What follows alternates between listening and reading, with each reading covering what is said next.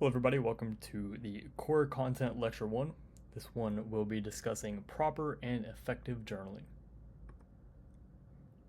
So the importance of journaling. It allows you to rewire your brain into thinking like a proper trader. It allows you to spot unconscious mistakes, and it helps develop a repeatable and habitual process giving a more calculated outcome. Your goal as a trader is to follow a systematic approach, and through journaling, you hold yourself accountable whilst improving on mistakes along the way. Proper journaling also gives you experience to lean on if a period of drawdown occurs, which will help mitigate fear. How to properly journal. So, getting started, you have a weekly forecast, a daily forecast, and something to close out the week with. So, getting started with the weekly forecast, what your weekly forecast should compose of. So, you want your weekly forecast to compose of high probability and low probability days of the week, the days you will trade, framing where the weekly candle is likely to draw to, and where you expect the high or low of the week to form. And you can write this down on Sunday. Anytime on Sunday before the week really begins, that's the best time to write all of this down. And now, how you will plan it out is the economic calendar. So you will use the economic calendar to kind of guide you throughout the week and knowing where high probability and low probability conditions will form. So an example of this would be Monday. As you can see, we have no news, so we would consider that low probability. Tuesday, we have 8:30 news, so we could consider that a tradable day. Wednesday, we have CPI, so we would not expect to really do anything that day. Thursday, we have news, so we would consider that tradable.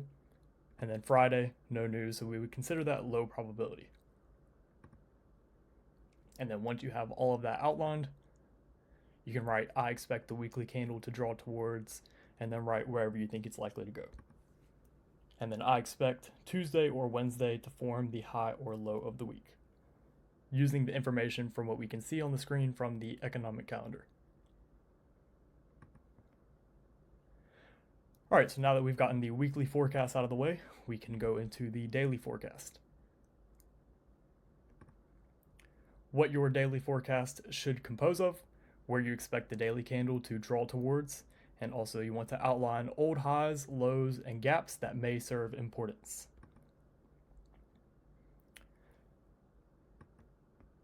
So you would generally write that down the night before.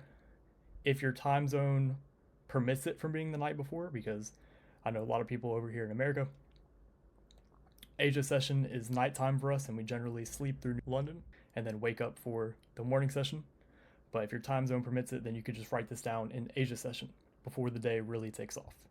So you could put, I believe the market will draw towards, and then put whatever you think, and then key levels I have in mind to support my idea, and then you could put whatever might be there at the time.